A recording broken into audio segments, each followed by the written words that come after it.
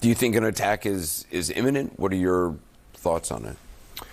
Yeah, look, I think the president has now conducted a military attack on Caracas, which went flawlessly, and he's conducted a military attack on the tunnels, the nuclear infrastructure in Iran. That also went flawlessly. So right now the president believes that he can do this stuff without much risk, which is, by the way, a very dangerous frame of mind because there's a lot of risk involved.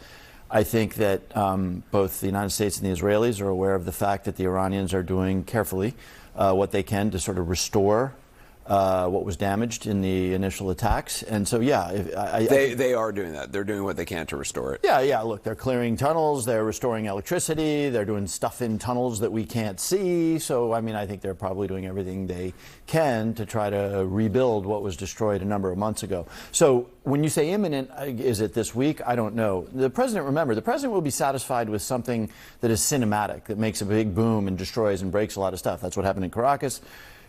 He doesn't care so much about the longer questions of regime change, which are much more challenging.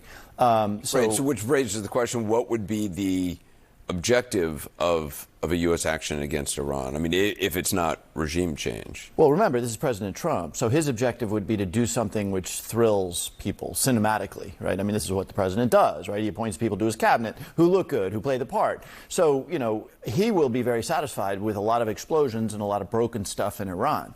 That doesn't lead to regime change. And in fact, I have a lot of Iranian diaspora folks in my district, and they say, we really hope, especially since Donald Trump told the protesters that we would be there, that he is there. The question is, what does it mean to be there? Regime change can't happen just from the air. I mean, you might get lucky, right? You might break enough stuff that the regime collapses. The probability of that is pretty low, though. So when you start talking about regime change, you start looking at Iraq, you start looking at Afghanistan, where we actually had a lot of troops on the ground. And that's a place where the president has never gone. I mean, he was telling protesters to take over government facilities to get the names of people who were attacking them, that help was on the way.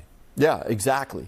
And I mean, when that happened, it sort of broke my heart, right? Because if you're going to say that, and we did this in Iraq, right? When a U.S. president sort of said, rebel to the Shiites under Saddam Hussein, and they did, and they got brutally murdered, and we did not show up for them. And there's a long and ugly history of this. So, again, presumably the president, when he said that, he didn't appreciate the fact that they believed that we would be there in force, not just dropping bombs on battleships, because we can do that really easily without a lot of risk. Mm-hmm. But anyway, when the president said that, it really worried me because a lot of people could wind up dead. In terms of an operation in the skies over Iran, I mean, the U.S. had pretty much, by the time the U.S. struck, they had freedom of movement in the skies over Iran. Is that still the situation? No, it's not. As you might imagine, in a matter of months, the Iranians have worked pretty hard to rebuild their air defenses. So every day that goes by, and this is why your question about is an attack imminent, is,